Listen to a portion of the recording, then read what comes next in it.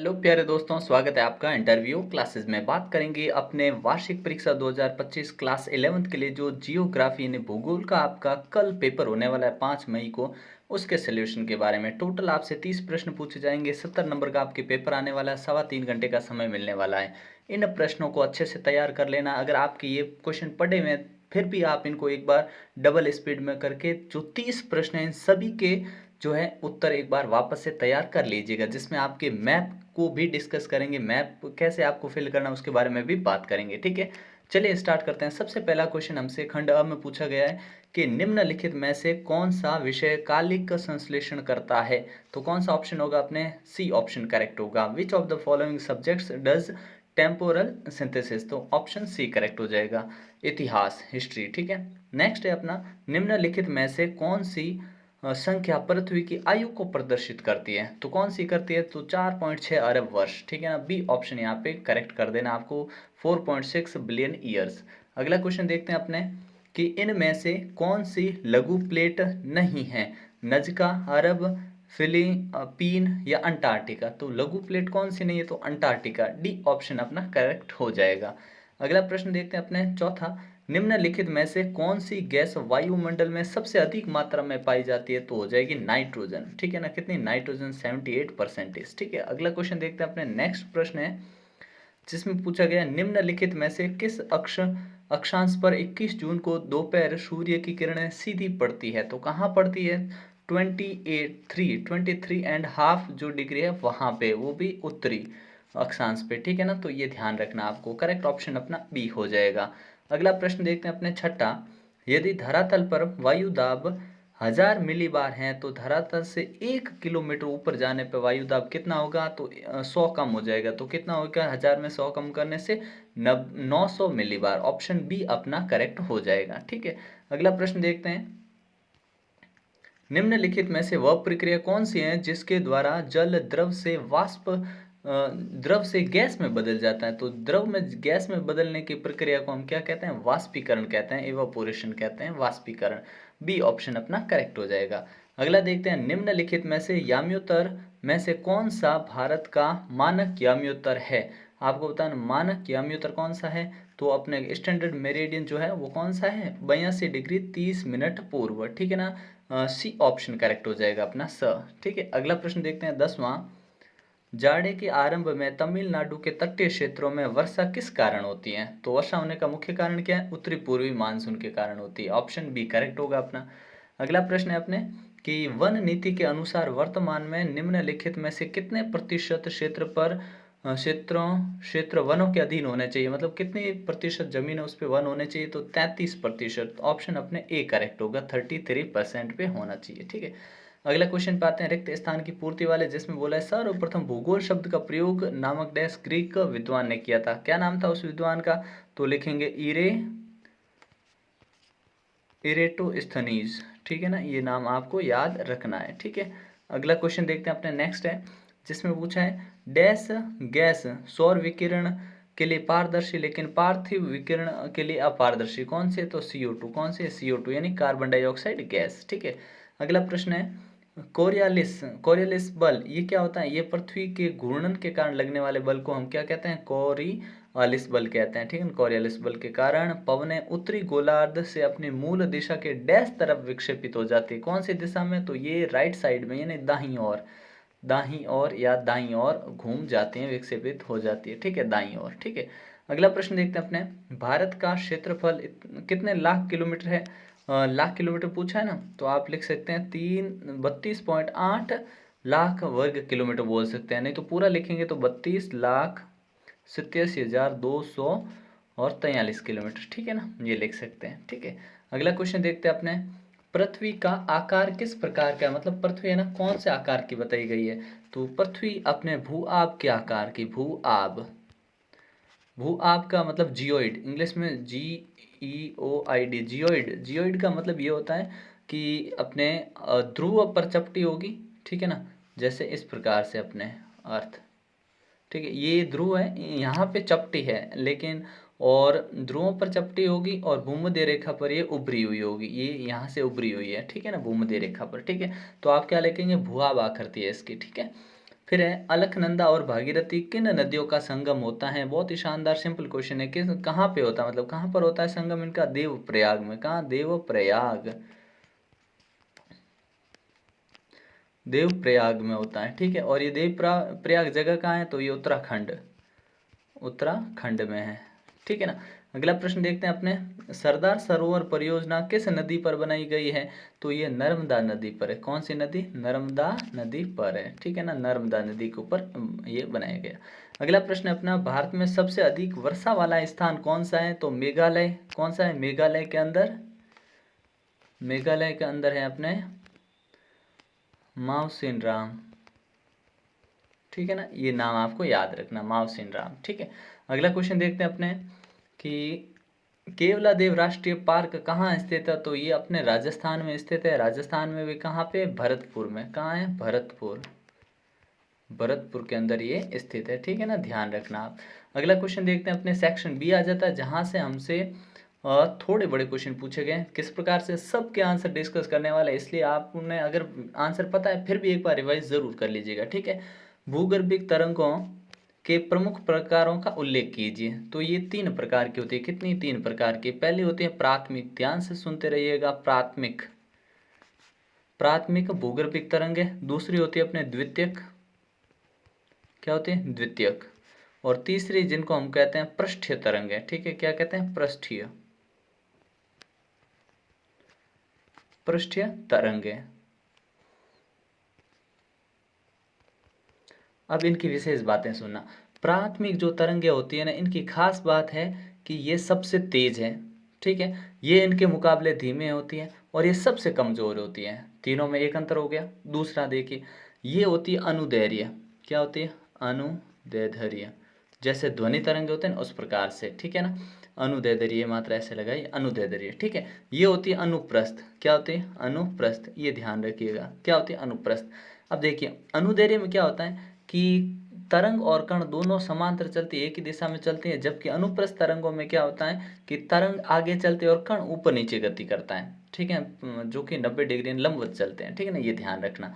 और इसमें लिख सकते हैं कि ये है ना, प्राथमिक तरंगे जो होती है ना, भूगर्भिक तरंगे, ये तीनों तलों में चल सकती है, तीनों माध्यम, ठोस, द्रव, गैस में, ठीक है ना, ये ध्यान रखना, ठीक है। इतना आपको लिख देना और आपको पूरे नंबर मिल जाएंगे, ठीक है। अगला क्वेश्चन देखते हैं कि हमसे पूछा है कि अपशोर और उपसौर में क्या अंतर है, ठीक है। इन दोनों में अंतर बताना है। तो देखिए, पहले बात करेंगे अपने अपसौर की। तो अपसौर के बारे में क्या लिखेंगे कि अपसौर वह स्थिति होते हैं जब पृथ्वी अपनी कक्षा में सूर्य से दूर स्थित होती है। क्या? अपसौर कौन सी स्थिति है? जिसमें पृथ्वी अपनी कक्षा में सूर्य के दूर स्थिति में हो। और ऐसी स्थिति लगभग 4 जुलाई को बनती है। कब? 4 जुलाई, ठीक है ना, ये याद रखना आपको। 4 जुलाई के समय जो होती है आसपास ऐसी स्थिति बनती है। और पृथ्वी और सूर्य के बीच में उस समय दूरी होती है लगभग 152 मिलियन किलोमीटर हो जाती है। मिलियन किलोमीटर बन जाती है दूरी लगभग, ठीक है ना। और ये आपको ध्यान रखना है, ठीक है। अगला देखते हैं, इसमें का अगर अलग करें तो अप का मतलब ये होता है कि बहुत दूर, ठीक है ना। और दूसरे का मतलब होता है सूर्य, सौर का मतलब सूर्य, ठीक है ना। अप मतलब होता है दूर, सौर यानी सूर्य, ठीक है, ये आपको ध्यान रखना है। दूसरा शब्द आता है अपने उपसौर। क्या आता है? उपसौर। तो उपसौर में क्या? सौर यानी सूर्य ही रहेगा। और उप का मतलब होता है कि ये उस समय सबसे करीब होती है, मतलब अपनी कक्षा में जब ये सूर्य है, इसके चारों ओर जब पृथ्वी घूम रही है, तो अपनी कक्षा में सबसे पास स्थिति में होगी। कब होगी? सबसे पास स्थिति में होती है। कब होती है? ये 3 जनवरी के दिन, जनवरी में, मतलब 3 जनवरी के आसपास ये स्थिति बनती है। उप का मतलब हो गया सबसे पास में, और सौर मतलब सूर्य हो गया, ठीक है। और उस समय इनके बीच की दूरी होती है वो 147 मिलियन किलोमीटर के आसपास होती है, ठीक है, ये ध्यान रखना आपको। और इसका अप का मतलब होता है उप यानी पास में होता है, और सौर का मतलब सूर्य, ये ध्यान रखना, ठीक है। तो ये आपको इसमें अंतर याद रखना है ताकि यहाँ से आपके ये क्वेश्चन गलत नहीं हो। अगला क्वेश्चन देखते हैं अपने क्या पूछा है, सामाजिक वानिकी किसे कहते हैं? सामाजिक वानिकी के प्रकार बताइए। बहुत ही शानदार क्वेश्चन है और एग्जाम में देखने को मिलेगा।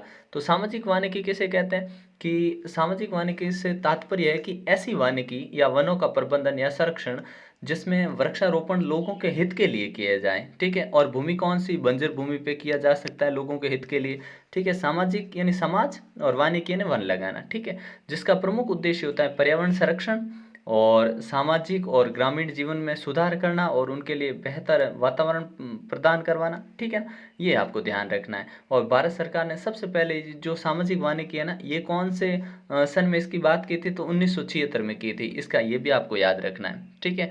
सामाजिक वानिकी का प्रयोग किया था सबसे पहले, और इससे क्या काम करना कि सामाजिक वानिकी से लोगों के लिए जो ईंधन और चारा मांग है इसको बराबर करना, लकड़ी की आपूर्ति बराबर कर सके, इनके लिए इसका प्रयोग किया गया था। अब सुनिए कि सामाजिक वानिकी के प्रकार। पहला है अपने कृषि वानिकी। क्या? पहला कृषि वानिकी, ठीक है।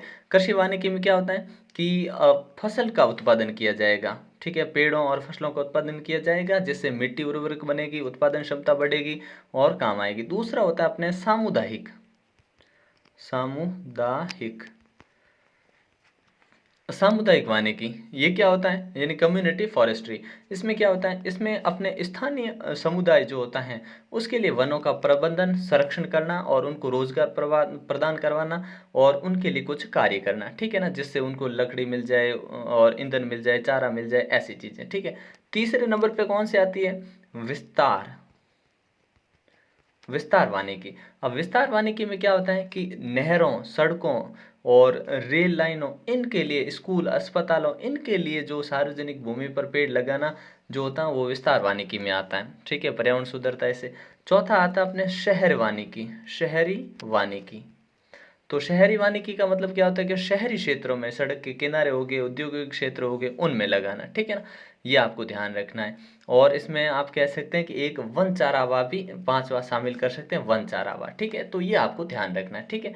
अगले की बात करते हैं। अगला हमसे पूछा है कि खादर और बांगर में अंतर स्पष्ट कीजिए। बड़ा ही शानदार और सिंपल सा क्वेश्चन है जिसका अंतर आपको आना ही चाहिए, ठीक है ना।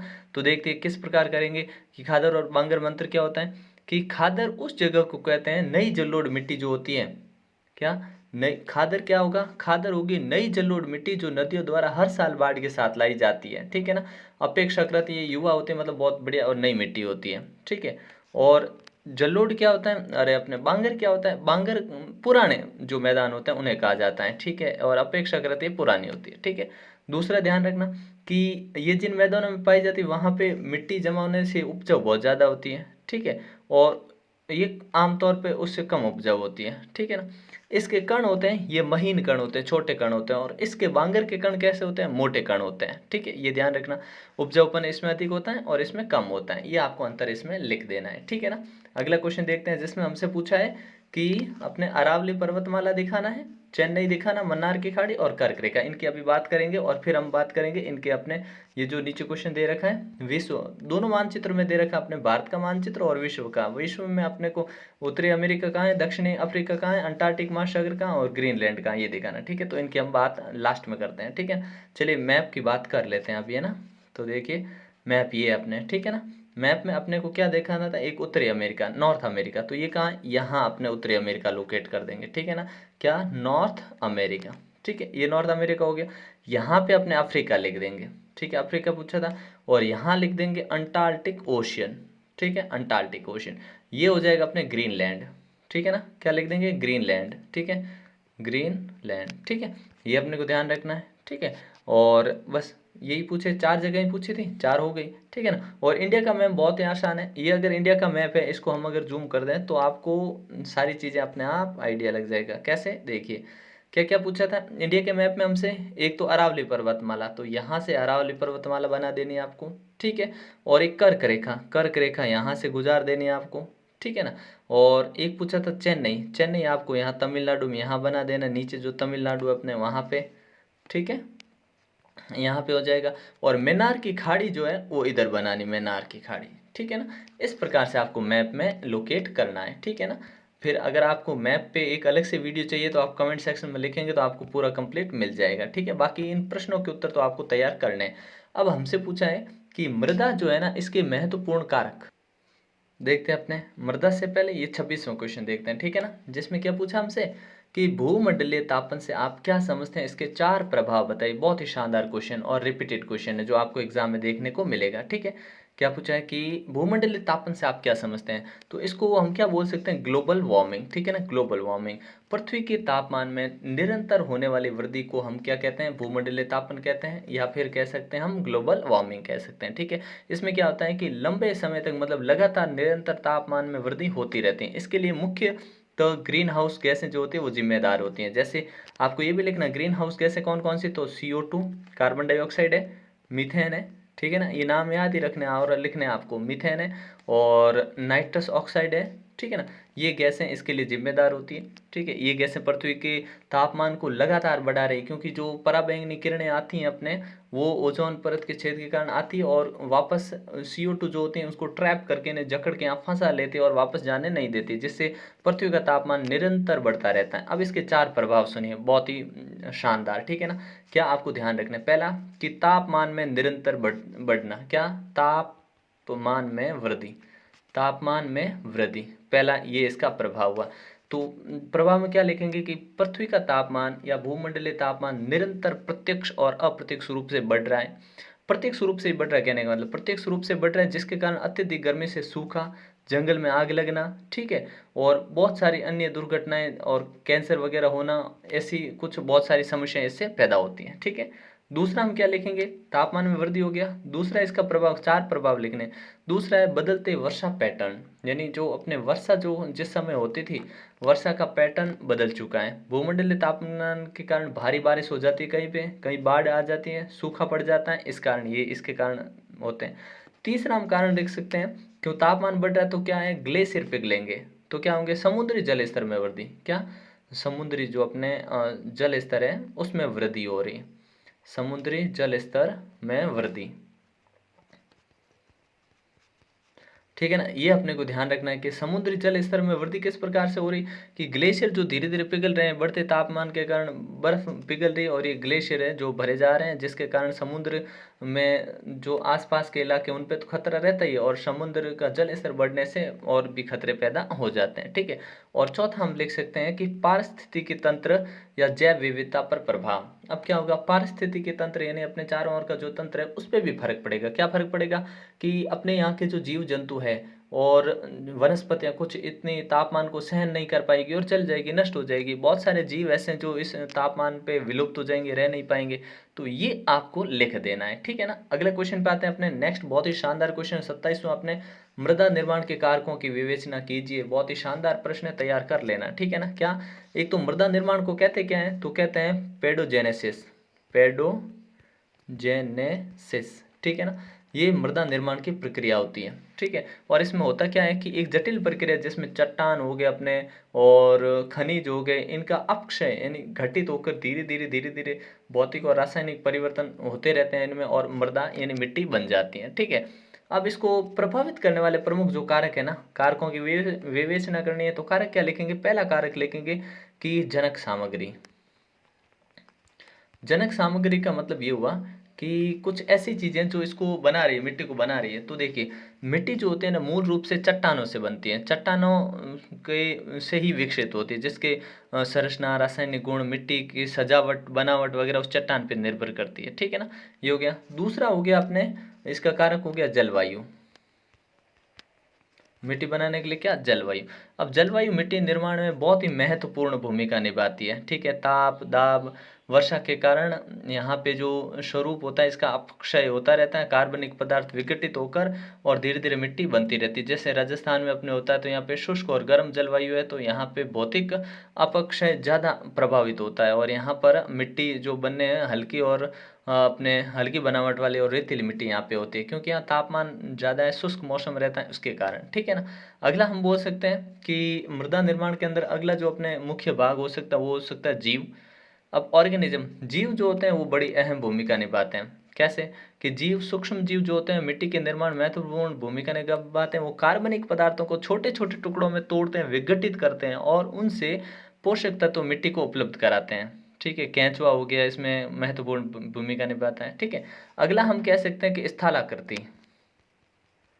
स्थलाकृति, स्थलाकृति मतलब हो गया कि जमीन की जो आकृति है, टोपोग्राफी जिसको बोलेंगे, उसके कारण भी मिट्टी का निर्माण में फर्क पड़ता है। ठीक है ना। मिट्टी कहीं पे पतली हो सकती है, मोटी दानेदार हो सकती है, ढलान वाली में कटाव अधिक होता है तो मिट्टी मिट्टी जो होती है अपने अलग प्रकार की होगी। इस प्रकार से मतलब आपको ध्यान रखना है।